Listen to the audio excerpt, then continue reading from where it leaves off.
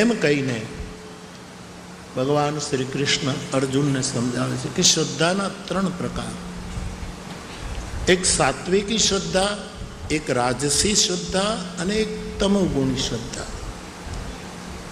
સંતોએ આના ઉપર બહુ જ ભાષ્યો કર્યા છે. આપણા સુધી પહોંચવા માટે આપણે સમજી શકીએ એવી ભાષાનો પ્રયોગ કરીને શ્રદ્ધા તત્વને સમજાવવાની કોશિશ કરી છે. રાજસી શ્રદ્ધા બાપ એને કહેવાય કે શ્રદ્ધા તો હોય પણ ક્યારેક અહીંયા, ક્યારેક અહીંયા, ક્યારેક અહીંયા, ક્યારેક અહીંયા, ક્યારેક અહીંયા, ક્યારેક અહીંયા, આ સતત ઉઠબેઠ કરતી શ્રદ્ધા એને રાજસી કહેવાય. તમે વ્યવસ્થાને નામે એક વાત જુદી છે, પણ કોઈ પણ સત્સંગમાં, સમાજમાં અથવા તો વ્યવહારમાં એક માણસ વારંવાર ઉઠે ને પાછો બેસે ને પાછો બીજે જાય ને પાછો આમ બેસે, ત્યારે શાસ્ત્રને પૂછવાની જરૂર નહીં, નક્કી કરવાનું આ માણસ રજોગુણી છે.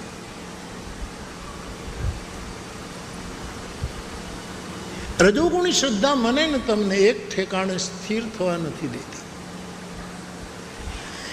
મારી સમજમાં જેટલું આવ્યું એટલું છે કે રજોગુણી શ્રદ્ધા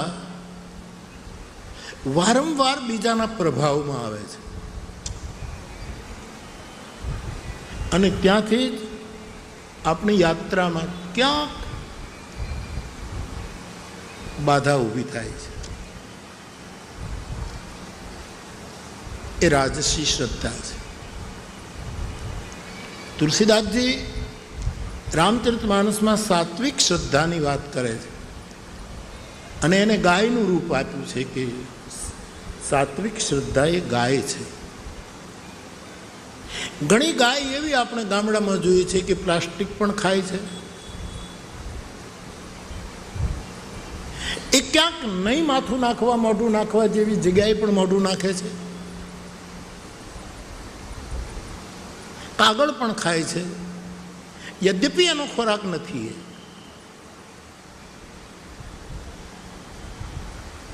ગાયનો ચારો ઘાસ છે. ઠીક છે, સારું છે, આપણે એને લાડવા ખવડાવીએ એ ઘણું સારું છે, એ ગોળ ખવડાવીએ, ખોળ ખવડાવીએ, એ બધું જ આવકાર યોગ્ય છે. પરંતુ એનો મૂળ ખોરાક ઘાસ છે. મારો કહેવાનો અર્થ એ છે બાપ કે આપણી શ્રદ્ધા રજોગુણી હશે તો આપણને માનસ થોડું અગમ પડશે. મેં ઘણી વખત કહ્યું છે કે માણસના જીવનમાં આટલી વસ્તુ એક હોવી જોઈએ. અમારે તમારે નક્કી કરવું જોઈએ કે આપણો એક પંથ હોવો જોઈએ, એક પંથ.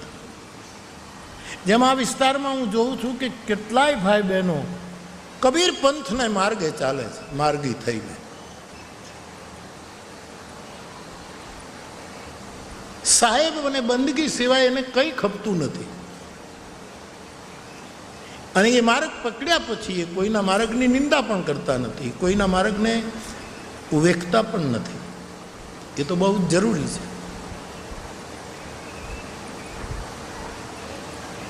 તો માનસ મારા ને તમારા માટે અગમ પડશે જ્યારે આપણી શ્રદ્ધા રજોગુણી હશે. બીજું, ઘણી શ્રદ્ધા તમોગુણી હોય છે. શ્રદ્ધાને લીધે લોકો લડતા હોય છે, મારામારી કરતા હોય છે, કારણ શ્રદ્ધા. ક્યારેક ક્યારેક સમાજની અંદર અમુક ગ્રુપો એકાબીજાની સાથે લડે છે, ત્યારે લડાઈ અને સંઘર્ષ ઉત્પન્ન થાય ત્યારે સમજવાનું કે હશે એ લોકોની પોતપોતાની શ્રદ્ધા, પણ એની પાછળ એ શ્રદ્ધાનું નામ તામસી શ્રદ્ધા છે.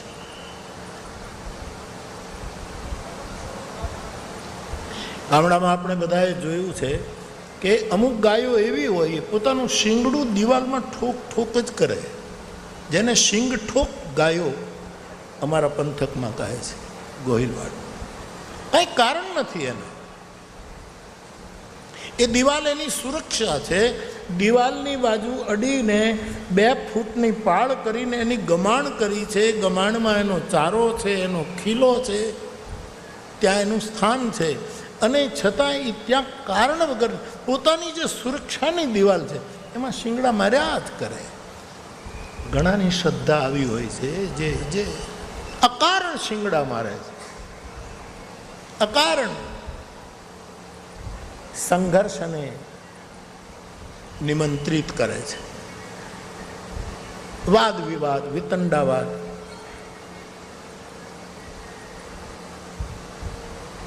પ્રપંચની સામે, પાખંડની સામે, અંધશ્રદ્ધાની સામે, સમાજમાં ખોટી વિચારધારા પ્રભાવક બનતી હોય એવા સમયે જે નિદાન કરે. કબીર સાહેબ મને એટલા માટે ગમે છે, કબીર સાહેબે હંમેશા એ વખતે પાખંડની સામે નિદાન કર્યું, પ્રપંચની સામે, દંભની સામે ખુલ્લે આમ આ સાહેબ ઉભા રહ્યા. મારો કહેવાનો અર્થ એ છે બાપ કે અકારણ જ્યારે સંઘર્ષ ઉત્પન્ન કરે છે એવી શ્રદ્ધા એ તામસી શ્રદ્ધા છે. મેં આખી દુનિયામાં રામકથાને આધારે સંતોના આશીર્વાદથી આપ સૌની શુભકામનાથી ખૂબ ફર્યો છું. ઘણા મહાપુરુષોને મેં જોયા છે કે તંત્રની સાધના કરનારાઓ પણ તામસી શ્રદ્ધાના ઉપાસક બન્યા છે. એકદમ તામસી શ્રદ્ધા છે. એની પાસે તમે બેસી ન શકો વધારે. બેસો તો તમને અહક થાય કે અહીંથી ક્યારે આપણે ઊભા થઈ જઈએ, અહીંથી ક્યારે જતા રહે. એ બધી તામસી શ્રદ્ધાના લક્ષણો છે. એની સામે તુલસી સ્થાપના કરે છે. સાત્વિક શ્રદ્ધા ધેનું સુહાય. સુહાઈ શબ્દ છે. સાત્વિક શ્રદ્ધા રૂપાળી હોય છે, સુંદર, આપણને ગમે. જેમ અમુક ગાયો, આપણી ગીરની ગાયને આમ આમ એ આપણને હાથ ફેરવવો ગમે, એની ગોદડીને હલાવવી ગમે, એના શીંગ ઉપર હાથ ફેરવવો ગમે, એની પીઠ ઉપર હાથ ફેરવવો ગમે, કારણ કે રૂપાળી છે. ઘણી શ્રદ્ધા રૂપાળી છે, સુહામણી છે, મન ભાવન છે, સાત્વિક છે. પણ અંતે તો મને એવું સમજાયું કે હિમાલયના માનસરોવરે કે આ માનસરોવરે કે આપણા હૃદયરૂપી માનસરોવર સુધી પહોંચવા માટે તો અંતે મારે ને તમારે ત્રણેય ગુણવાળી શ્રદ્ધાથી બહાર નીકળવું પડશે, જેને ગુણાતીત શ્રદ્ધા કહે. ત્રણેયથી બહાર. એવી શ્રદ્ધા જેનામાં નથી, તુલસીદાસજી કહે છે એને માનસ અગમ છે. બીજું સૂત્ર આવે છે, નહીં સંતન કર સાથ. માનસરોવર સુધી પહોંચવા માટે જેમ આપણે યાત્રા કરવા જઈએ તો ભાતું જોઈએ, કોઈ સારો સંગાત જોઈએ. હિમાલયનું માનસરોવર કે આ માનસરોવર કે આપણે હૃદયની યાત્રા કરવા માટે કોઈ સાધુના સંગની જરૂર પડે. હવે સાધુની વ્યાખ્યા કેટલી કરવી, કોને સાધુ કહેવું, કેવી કેવી વ્યાખ્યા સાધુઓની. તુલસીદાસજી માનસમાં તો રામના મુખે સાધુની સંવાદ કરાવતા કરતા રામ થાકી ગયા કે હે નારદ, હવે મને આગળ નહીં પૂછી, સાધુના લક્ષણોનું વર્ણન મારાથી નહીં થઈ શકે. હું એને સમજું છું, પણ ભગવાન રામ અરણ્યકાંડની સમાપ્તિમાં છંદબદ્ધ બોલ્યા છે કે સાધુનું વર્ણન કોઈ નહીં કરી શકે. કહી સકન સારદ શેષ નારદ સુનત પદ પંકજ ગહે અસ દીન બંધુ કૃપાલુ અપને ભગત ગુણ નિજ ગુણ કહે સિરુનાઈ બારહી બાર ચરણની બ્રહ્મપુર એ ધન્ય તુલસીદાસ દાસ બિહારી જે હરિ રંગ રહે તે ધન્ય તુલસી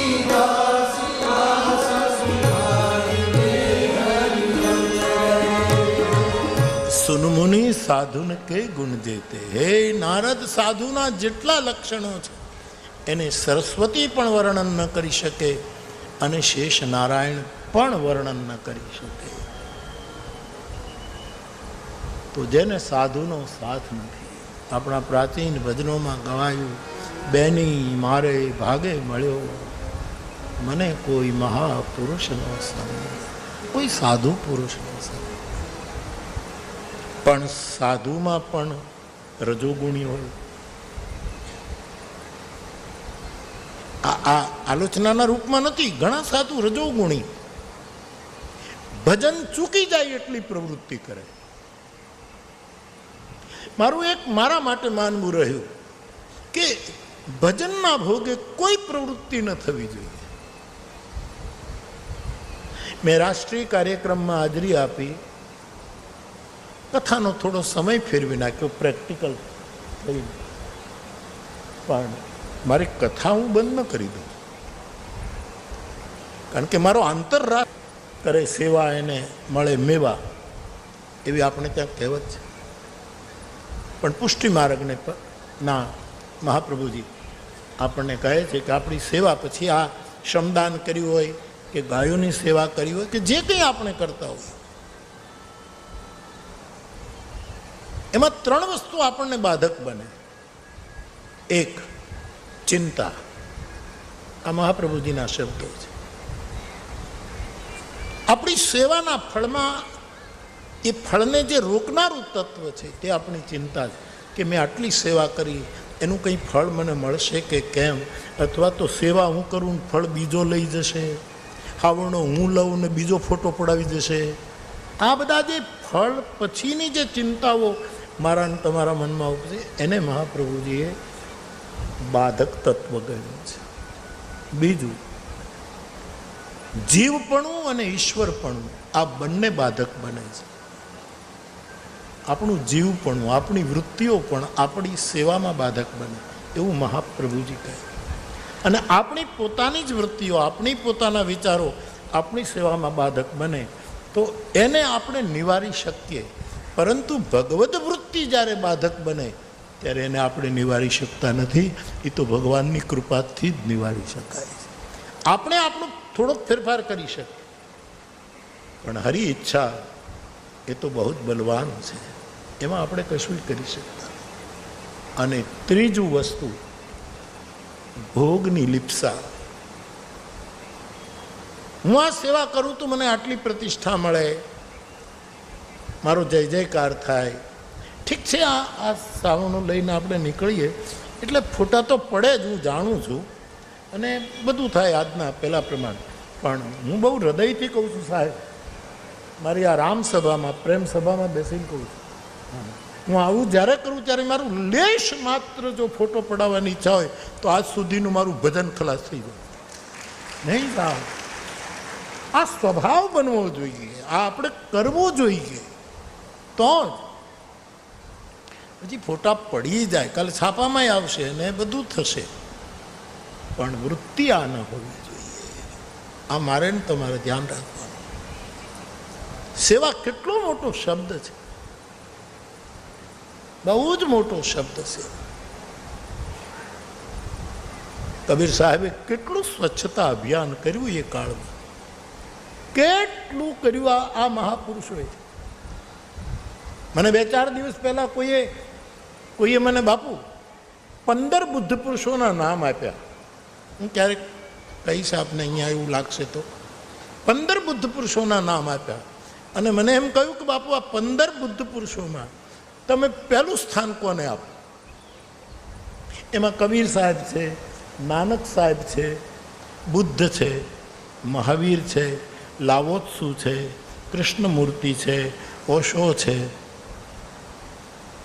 અરવિંદ છે, રમણ ભગવાન છે, રામકૃષ્ણ દેવ છે, પરમહંસ છે, ગોસ્વામી તુલસીદાસજી છે, સુખદેવજી છે. આવા 15 નામ, અને બાબા ભૂસુંડી છે. આવા 15 નામ બુદ્ધ પુરુષોના મને બાપુ આપ્યા. કે તમે આની ક્યારેક ચર્ચા કરો કે આમાં તમે ક્યાંથી શરૂ કરો.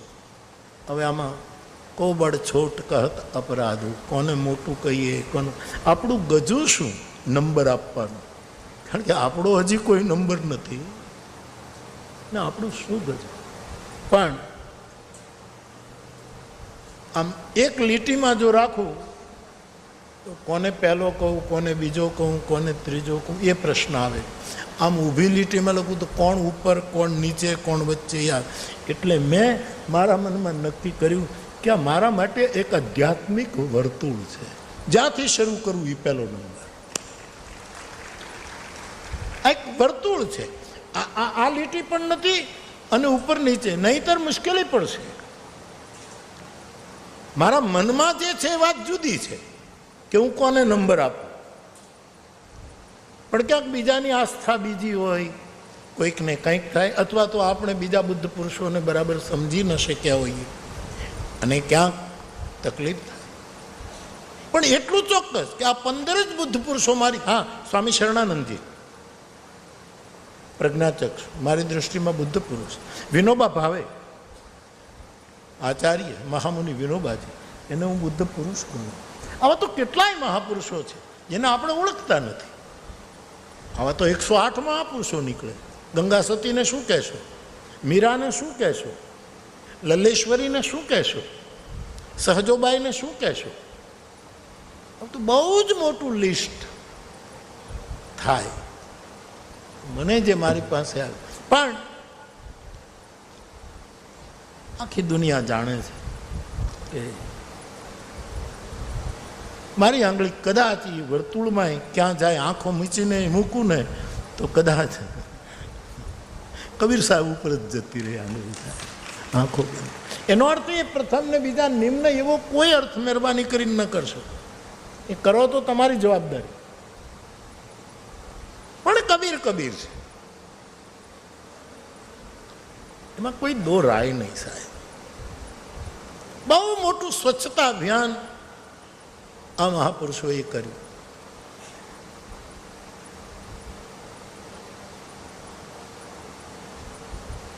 કવિવર રવિન્દ્રનાથ ટાગોરે એમ કહ્યું છે કે હે પરમાત્મા, મેં જે દીવો પ્રગટાવ્યો છે એને તું ઓલવી નાખીશ તો હું નારાજ નહીં થાઉં, કારણ કે તે કરેલું અંધારું મને ગમશે, કારણ કે તે કર્યું છે.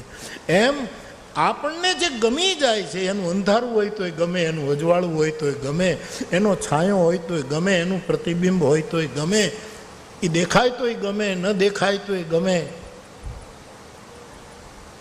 એવા બુદ્ધ પુરુષો જે આપણી પાસે છે, એમાં સૌની એક નિજી નિષ્ઠા છે, નિજી એની સ્થિતિ છે.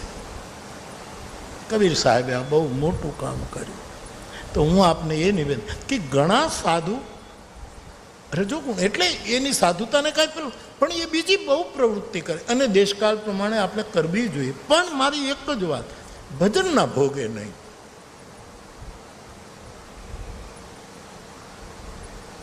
આપણી મૂડી આપણે તો જ વધારે વાપરી શકશું જો વધારે ને વધારે ભજન કરીશું. મને કાલે હું પરમ દિવસે રાવત ભગતની વાડીએ હતો સરદારપુરમાં, તો મને ચંદુ એનો દીકરો પૂછતો હતો કે બાપુ આરામ થયો બરાબર? એટલે મેં સ્લેટમાં લખ્યું કે બેટા, ભીનું ભજન હોય ને ત્યાં જ આરામ હોય, ભીનું ભજન ન હોય ને તો ગમે તેટલા મોટા રાજભવનમાં રહીએ તો કોઈ આરામ મળતો નથી. ભીનું ભજન, કોરું નહીં, ભીનું ભજન, એ જ મોટામાં મોટો વિશ્રામ છે. અત્યારે તો મારે ને તમારે સદપ્રવૃત્તિ કરવી જ જોઈએ, પણ ભજનના ભોગે બને ત્યાં સુધી. આપણે તો શું કરી શકીએ, પણ આ તો જે મહાપુરુષોની વાતો છે એની. તો ઘણા સાધુઓમાં રજોગુણી પ્રવૃત્તિ વધારે હોય, ઘણા સાધુ અત્યંત સાત્વિક હોય, સૌમ્ય, શાંત. જેટલો માણસ શાંત અને સાત્વિક હશે એના વર્ણમાં ફરક પડે છે એમ યોગશાસ્ત્રો કહે છે. એનો વર્ણ, એના શરીરનો વર્ણ બદલવા માંડે, એના ચહેરા ઉપર એ શાંતિની ઝલક દેખાય. એવા સાધુઓ ઘણા સાધુઓ તમો ગુણી હોય. જે આપણે ત્યાં પુરાણોમાં શ્રાપની વાતો આવે છે કે શાપ આપી દે, આમ કરે તે કરે, એવું પણ હોય. કોઈ ગુણાતીત હોય છે, જેને બ્રહ્માનંદજી પોતાના વચનોમાં આવી રીતે મૂકે છે.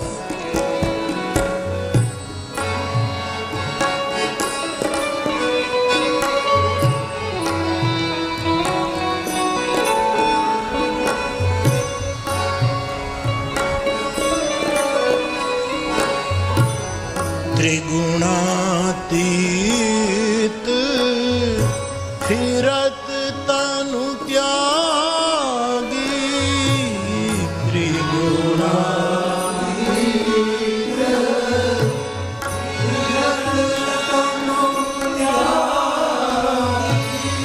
રીત જગત સે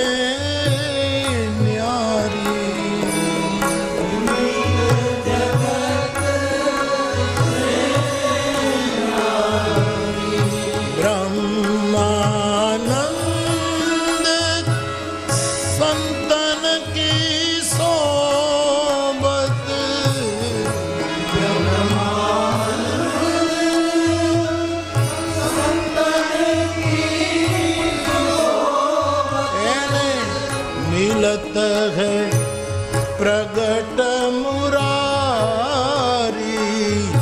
जगत माही संत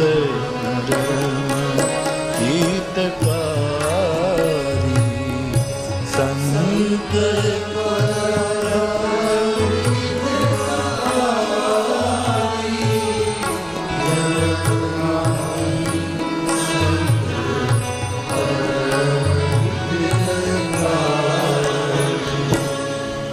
ગુણાતીત સાધુ. ઘણા મહાપુરુષોને મેં જોયા છે સાધુ સાધુ, એના હૃદયમાં બીજો કોઈ ભાવ નથી. આખી જિંદગી એને લડવામાં જ કાઢી. વાંધા જ હોય, બધી જગ્યાએ વાંધા જ હોય, એમાં ને એમાં આખું ખલાસ કરી નાખે. સાધુ છે પણ થોડો તમોગુણી છે. સત્વ તો નહીં સંતન કરતા.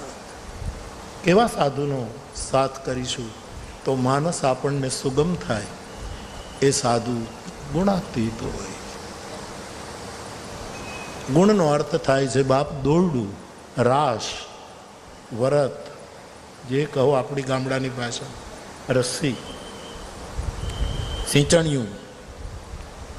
ગુણ એટલે દોરડું. એ દોરડાનું કામ જ છે બાંધવાનું, આપણને બાંધી દે.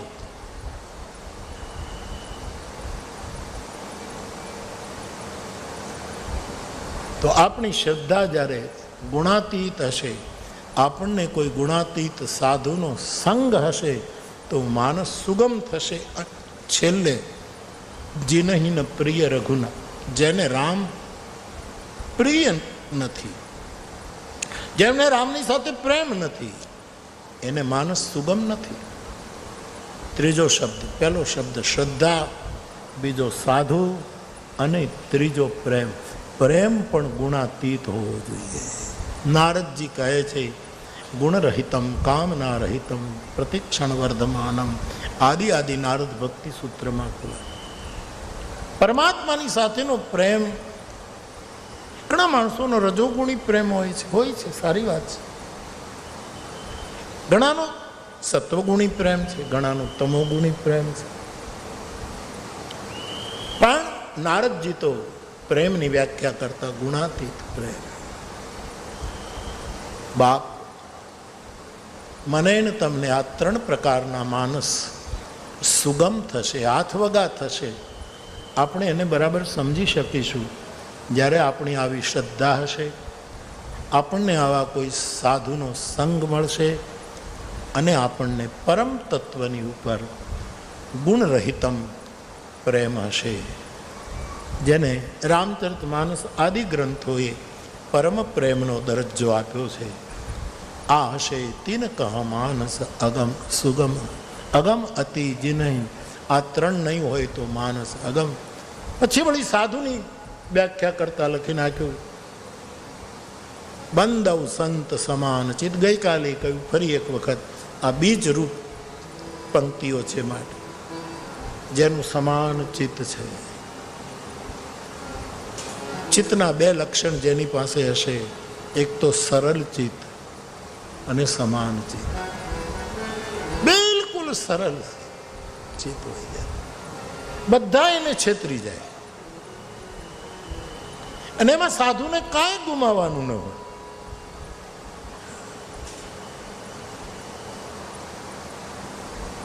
એટલું ભોળપણ, એટલી સરળતા, એટલી નિર્દોષતા. સાધુની નિર્દોષતા બાપુ ક્યારેક એવી લાગે કે જે બ્રહ્મ સ્વાભાવિક નિર્દોષ છે એને પણ ઈર્ષા થાય કે મારા કરતા નિર્દોષતા આનામાં વધારે. નિર્દોષમ હિ સમમ બ્રહ્મ, આવું ગીતાનું એક વાક્ય છે. આવું નિર્દોષી પણ સાધુ. સમચિત અને સરળ ચિત્ત એવા સાધુને તુલસી કહે હું વંદન કરું છું, જેને જગતમાં કોઈ શત્રુ નહીં, મિત્ર જેને એકેય નહીં, પૂરમાં ગંગાસતી કહે, જેને પરમાર્થ સાથે મોટી પ્રીત. આપણું ગંગાસતી આવું બોલ્યા. કોઈ દુશ્મની નહીં, કોઈ મિત્ર નહીં, કોઈ દુશ્મન. રામાયણમાં એમ લખ્યું છે કે તમારો વિરોધ કરે અને ઘરે જવું નહીં, એવું લખ્યું છે. તદપી વિરોધ માન જહાં કોઈ. વાત તો બહુ સરસ છે કે ભાઈ આપણને વિરોધ ન હોય, પણ એ લોકો આપણો વિરોધ કરે તો ત્યાં આપણે જવું નહીં, કારણ કે એને તકલીફ થાય, આપણને તકલીફ થાય, તો ત્યાં ન જવું. પણ સમાન ચિત્ત, જેને મિત્ર અને શત્રુ નથી, એવો સાધુ તો એને ગણવું કે જે વિરોધ કરતો હોય એને ઘરે ઊભો રહે કે રોટલો ઘડ્યો છે ભાઈ. સાધુની કસોટી તો બહુ કઠિન છે સાહેબ. સમય આવે જ સમજાશે. અમારો નીતિનભાઈ લખે છે કે અમુક વસ્તુ કબીર સાહેબ ક્યારે સમજાય? સમય આવે જ સમજાશે. નાનકદેવ ક્યારે સમજાયા? એના સમયમાં કોઈ સમજાયા જ નથી. આ બધા સમય આવે જ સમજાશે. એટલી નિર્દોષતા, જેને કોઈ દુશ્મન નહીં. શક્તિ ગંગા સતી કેવી અદ્ભુત વાત કરી. શત્રુને મિત્ર જેને એકે નહીં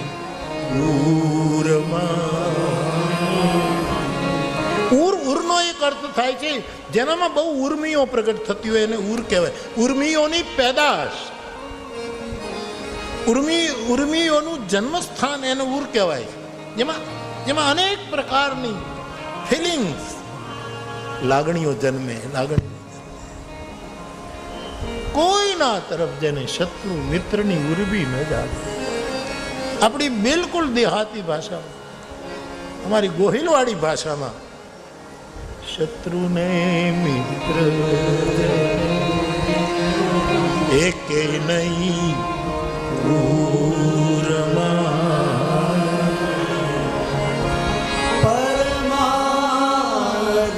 પરમારથમાં જાગી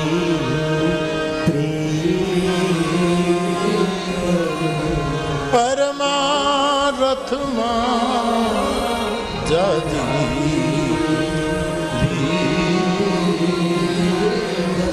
જ્યાં સુધી મારા ઉરમાં, મારા તમારા હૃદયમાં સ્વાર્થ છે ત્યાં સુધી તો શત્રુ મિત્રો રહેવાના જ. કારણ કે મારો સ્વાર્થ જ્યાં પૂરો થાય મારો મિત્ર, મારા સ્વાર્થની વિરુદ્ધ ગયો એ મારો દુશ્મન. આ બેમાંથી એકેય જેના ઉરમાં નથી, ન શત્રુતા ન મૈત્રતા, અને એક પણ ઉર્મી જેના હૃદયમાં પ્રગટ નથી. સમા શત્રુ જ મિત્રે છે.